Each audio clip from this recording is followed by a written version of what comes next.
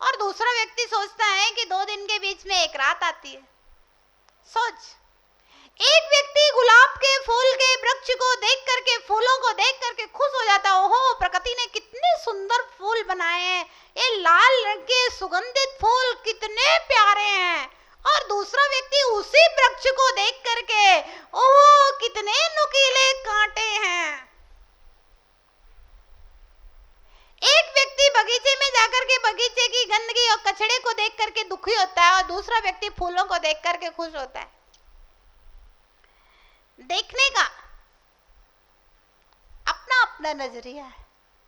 एक व्यक्ति चंद्रमा को देख करके खुश होता है, कितनी शीतल चांदनी है। दूसरा कहता है चंद्रमा आता है अंधकार हो जाता है। एक व्यक्ति सूरज को देख करके खुश होता है कि सूरज उगता है तो चारों ओर प्रकाश फैलता है। दूसरा कहता है कि नहीं, सूरज उगता है तो चारों ओर तपन फैलाता है। दृष्टिकोण है, अपना अपना देखने का तरीका, सोचने का, विचारने का ढंग है।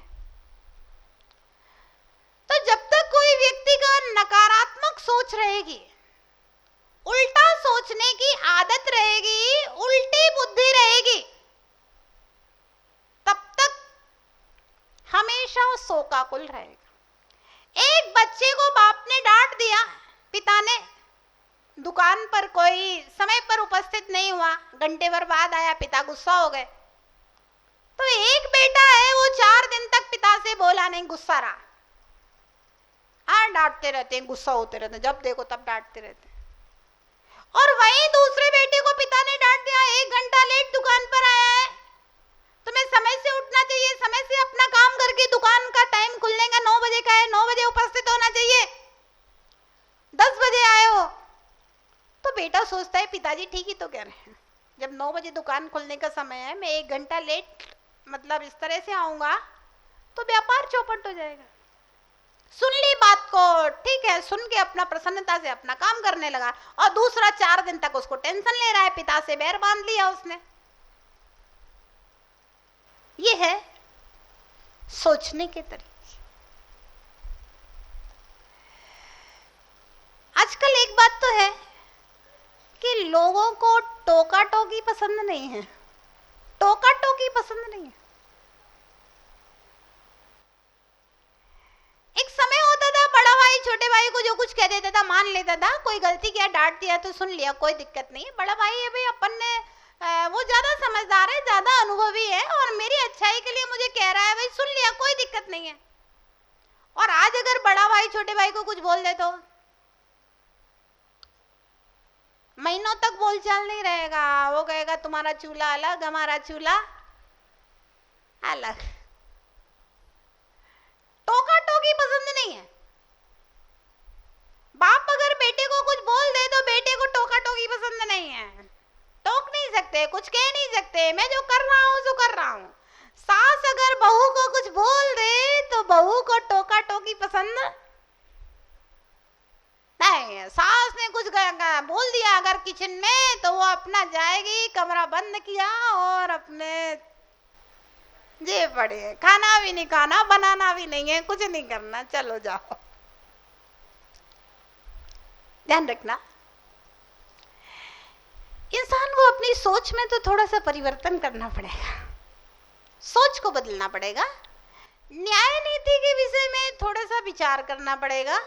हाँ, सास और बहू दोनों को ही न्याय नीति के विषय में विचार करना पड़ेगा, पति पत्नी दोनों को ही न्याय नीति के विषय में विचार करना पड़ेगा, पिता और पुत्र दोनों को ही न्याय नीति के विषय में विचार करना पड़ेगा।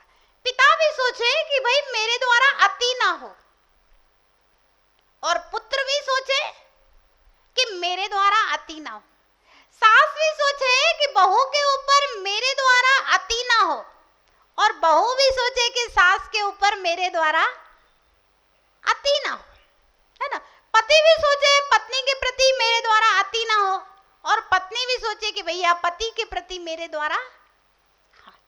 जहां कर्तव्य पालन की भावना होगी ना, जहां न्याय और नीति और सिद्धांतों का आचरण होगा, सिद्धांतों के अनुसार व्यवहार होगा, तो वहीं पर अच्छा व्यवहार और अच्छा परिवार हो सकता। अगर एक भी गड़बड़ है तो फिर गड़बड़ ही रहेगा, या फिर एक बहुत ज्यादा सेंसिल हो तो एडजस्टमेंट हो जाएगा। एक जरूरत से ज्यादा सेंसिल हो फिर एडजस्टमेंट हो जाएगा, वो कुछ बोलेगा ही नहीं, अब आपको जो करना है सो करो, आप ठीक है सब कुछ एडजस्ट कर रहे हैं तो चलती रहेगी गाड़ी, तो एडजस्ट हो जाएगा। और यदि कहीं दोनों ही गड़बड़ हैं तो फिर सोका कुला। हाँ, बात बात में बात बनती है। आप ये नहीं समझिए कब कोई बात होगी तभी बात बनेगी, बात बिना हुए में गलत फहमियां, मैक्सिमम तो गलत फहमियां ही होती हैं। आपस में जो संबंध खराब होते हैं छोटी छोटी सी बातों में, चाहे सास बहू के हो, पति पत्नी के हो, भाई भाई के हो, पिता पुत्र के हो, क्योंकि भावनाएं बुरी नहीं है एक दूसरे के प्रति, भावनाएं अच्छी हैं, लेकिन छोटी छोटी बातों में एक दूसरे के प्रति गलत फहमियां होने से खाइयां बहुत गहरी खुद जाती हैं, फिर उनको खाइयों को भरना बहुत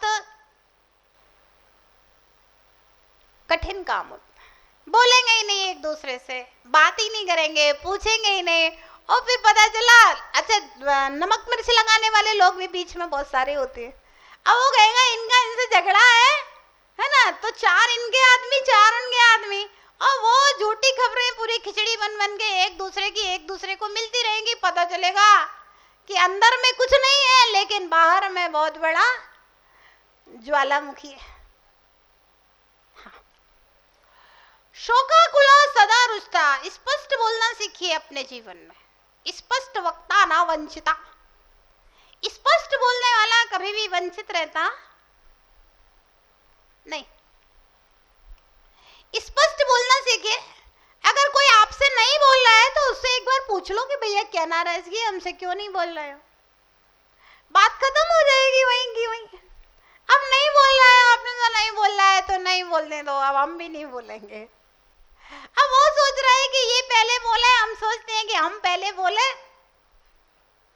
और बस हो गया काम। ना वो बोलेगा ना वो बोलेगा, सालों सालों गुजर जाएंगे, फिर पता चलेगा अरे इन दोनों की तो दुश्मनी है। अब किस चीज की दुश्मनी है? दुश्मनी है ही नहीं किसी चीज में। अच्छा, ये बात फैल जाती है कि इनकी दुश्मनी है तो और दुश्मनी कराने वाले आ जाते हैं।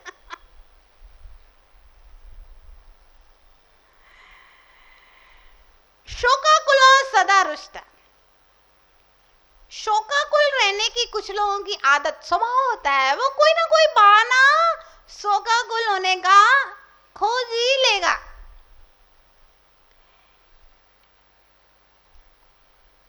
तो शोकाकुल रहने की आदत असाता वेदनी कर्म बंध का कारण है, ये बात ध्यान रखना। दुख शोक तापा क्रंदन बद परिदेवना न्यात्म परो वे स्थानान असद वेदस्य। दुख शोक ताप आक्रंदन परिदेवन, ये सब शोक के ही पर्याय हैं, धीमे धीमे करके बढ़ता जाता है।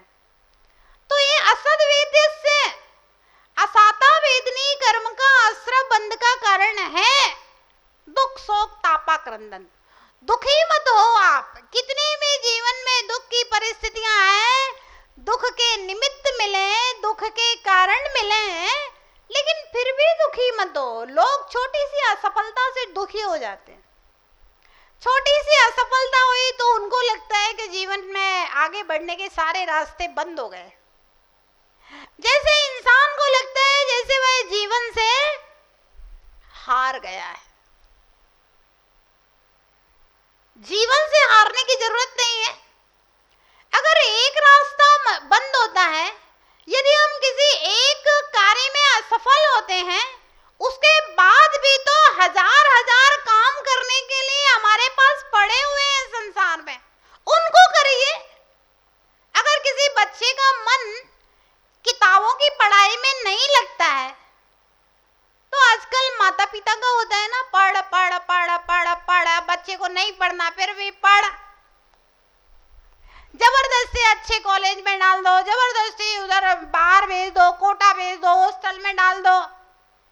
अब उसका पढ़ने में मन ही नहीं लगता है तो हॉस्टल क्या करेगा, क्या करेगा उसका स्कूल? फिर भी जबरदस्ती। मम्मी पापा को लगता है अरे आईआईटी में नहीं निकला, नीट में नहीं निकला तो फिर हमारी जिंदगी बेकार है बेटे की। इतना उस बच्चे को टॉर्चर करते हैं, इतना करते हैं, अरे तेरे जैसा बच्चा तेरा दोस्त है, देखो उसका इतना परसेंट बना है, क्लास में फर्स्ट आया है, तेरा क्या बना है। सबकी बुद्धि एक जैसी थोड़ी ना होती, सबके कर्म का क्षय उपशम एक जैसा नहीं होता, सबका पुण्य एक जैसा नहीं होता। आप उसके अनुसार, उसकी हॉबी के अनुसार, उसकी योग्यता के अनुसार इसका किस रूप में विकास हो सकता है, उस रूप में आप उसके बारे में सोचिए। खाली किताबी पढ़ाई से, नौकरी करने से ही पैसा थोड़ी ना आता है। पैसा कमाने के तो बहुत सारे साधन और बहुत सारे तरीके हो सकते हैं, और उसकी जिस काम में रुचि है उस काम में वो ज्यादा लगन से और पूरा पुरुषार्थ करके वह काम करेगा, और जिसमें उसकी रुचि नहीं है आप उसको जबरदस्ती करते रहिए करते रहिए करते रहिए। अभी न्यूज़पेपर में एक न्यूज़ थी, एक लड़की ने आत्महत्या कर ली और वो लिख गई पत्र कि मेरा पढ़ने में मन नहीं लगता था, मैं डॉक्टर नहीं बनना चाहती थी, लेकिन मेरे पापा मम्मी की बहुत ज्यादा इच्छा थी मैं डॉक्टर बनूं, और उन्होंने जबरदस्ती मुझे पढ़ने भेज दिया, और इसलिए मैं आत्महत्या कर रही हूँ, और भविष्य में मेरी छोटी बहन के साथ मेरे माता पिता ऐसा ना करें, और दूसरे माता पिता अपने बच्चों के साथ ऐसा ना करें, इसलिए मैं ये पत्र लिख करके जा रही हूँ। ध्यान रखें, बहुत ज्यादा अपेक्षाएं किसी से नहीं करना चाहिए, और हर व्यक्ति को अपने अनुसार चलाने की कोशिश नहीं करना चाहिए। सामने वाले की रुचि क्या है, सामने वाले की हॉबी क्या है, वो किस विषय में आगे बढ़ना चाहता है, उससे भी तो पूछो, बच्चे से भी तो पूछो भाई तू क्या करना चाहता है। एक बच्चा था, उससे एक व्यक्ति ने पूछा कि बेटा तो बड़ा होकर के क्या बनेगा, कहता है मैं पागल बनूंगा बड़े होके। तो पूछा ऐसा क्यों, बोली मेरी मम्मी कहती है कि तुझे शहर का सबसे मशहूर डॉक्टर बनाना हो, पापा कहते हैं तुझे कलेक्टर बनाना है, मेरा बड़ा भाई कहता है तू तो जज बनेगा तो बहुत अच्छा रहेगा, और मेरे चाचा कहते हैं नहीं नहीं ये सब तो बेकार है, तुझे बहुत बड़ा बिजनेसमैन बनाना है ना। जब इतना सब लोग मुझे अलग अलग खींच खांच करते हैं तो मैं पागल नहीं बनूंगा तो और क्या बनूंगा बड़ा होके। आजकल के इंसान का बहुत बड़ा शौक अपने बच्चों को लेकर के होता है, टेंशन में पड़ा रहेगा बच्चे को लेकर के। अरे बच्चे से भी तो पूछो तुझे क्या बनना है, तेरी इच्छा क्या है, तू क्या करना चाहता है। बहुत बड़ा शौक का कारण है। पति सोचता है पत्नी मेरे अनुसार नहीं चलती, पत्नी सोचती पति मेरे अनुसार नहीं चलता, सास सोचती है बहू मेरे अनुसार नहीं चलती, बहू अपने रंगों में रहना चाहती है, अब कैसे काम चले। शोकाकुल एक दूसरे के प्रति हमेशा टेंशन में, शोकाकुला सदा रुष्टा, हमेशा एक दूसरे से नाराज रहना। जिसको गुस्सा करना है तो कभी नमक ज्यादा है सब्जी में, कभी नमक कम है सब्जी में, किसी न किसी बहाने को लेकर के गुस्सा कर ही लेगा। कभी पानी बहुत ठंडा है तो कभी पानी बहुत गर्म है, कोई ना कोई बात को लेके गुस्सा कर लेगा जिसे गुस्सा होना है। तो अरे घर में आए तो कभी गर्मी के ऊपर नाराज होगा, कभी सर्दी के ऊपर नाराज होगा। नाराज होने वाला तो किसी भी बात के ऊपर नाराज हो सकता है। क्यों नाराज हो रहा है, आपने कभी इस विषय में सोचा? इनका स्वभाव गुस्सा होने का, नाराज रहने का क्यों है इनका स्वभाव?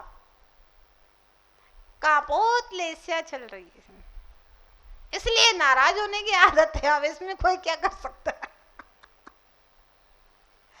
कापोत लेस्या चल रही है, अब वो तो कोई भी बात को लेकर के, मुझे तुम्हारे फ्रेंड पसंद नहीं है, मेरे तुम्हारी सहेलियां पसंद नहीं है, वो घर में आती जाती है, मुझे ये पसंद नहीं है, किसी भी बात को लेकर के नाराज हो जाएगा। नाराज होने वाला तो, और नाराज होने के पीछे आंतरिक कारण क्या है? नाराज होने के पीछे आंतरिक कारण है कापोत लेस्या का उदय चल रहा है, इसलिए कोई ना कोई बात को लेकर के बॉस नाराज हो जाएगा, मालिक नाराज हो जाएगा, नौकर नाराज हो जाएगा। क्यों? कापोत लेस्या चल रही है। एक व्यक्ति का बहुत बड़ा अंगूर का बगीचा था, और बड़ी देख देखरेख के साथ में अंगूर की फसल पूरी पक चुकी थी। मालिक आया,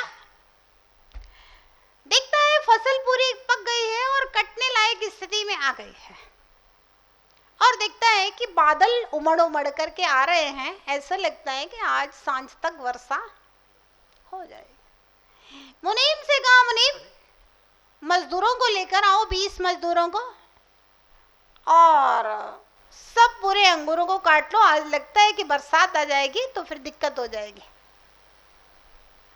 मुनीम ने वैसा किया, 20 मजदूर लेकर के आया और सब काम पर लग गए। अब वह दोपहर में 2 बजे आता है फिर से देखने, तो बोला, मुनीम साहब बादलों की स्थिति गड़बड़ लग रही है, 20 मजदूर और ले आओ, उनको भी काम पर लगा दो। 20 मजदूर और ले आया, उनको भी काम पर लगा दिया। अब देखते देखते 4 बजे देखता है कि बादलों की स्थिति गड़बड़ हो रही है और कल छोड़ना ठीक नहीं है। 4 बजे कहता है, मुनीम साहब किसी भी कीमत पर 20 मजदूर और ले आओ, और पूरे अंगूर जो कट गए हैं इनको अच्छे बुरे और पके हुए, बिना पके, कच्चे अलग अलग छांट के डिब्बों में पैकिंग करवा दो, जो पैसे लगने। 20 मजदूर और आए। काम रात में 10 बजे तक चलता रहा। जब पैसे देने की बात आई तो सेठ जी ने कहा, 500-500 रुपए सुबह वाले मजदूरों को तय हुआ था, 500-500 रुपए दिए और 20-20 रुपए इनाम के अलग से। आपने बहुत अच्छा काम किया, 20-20। और शेष जो 2 बजे मजदूर आए थे उनको भी 500-500 रुपए दिए, और 4 बजे जो मजदूर आए थे उनको भी 500-500 रुपए दिए। अब जो सुबह मजदूर आए थे वे सारे के सारे नाराज हो गए। कहते हैं, हम सुबह 9 बजे से लेकर के रात में 9 बजे तक हमने काम किया है, 1 घंटा बीच का रेस्ट छोड़ के, और ये लोग 4 बजे आए, ये 2 बजे आए, इनको भी 500-500 रुपए दिए। नाराज हो। अरे भाई आप नाराज क्यों रहे? आपका 500 रुपए तय था, 500 दे दिए और 20 रुपए एक्स्ट्रा दे दिए हैं। अब दूसरा भी मान लो 2 बजे आया लेकिन 500 रुपए पे ही तय होकर के आया है। तीसरा यदि 4 बजे भी आया, इमरजेंसी थी, और उस समय यदि जो आया है वो 500 पे ही तय होकर आया है, तो उसको तो 500 देने ही पड़ेंगे, इमरजेंसी में जो आया है तो। लेकिन वो सुबह वाले सारे मजदूर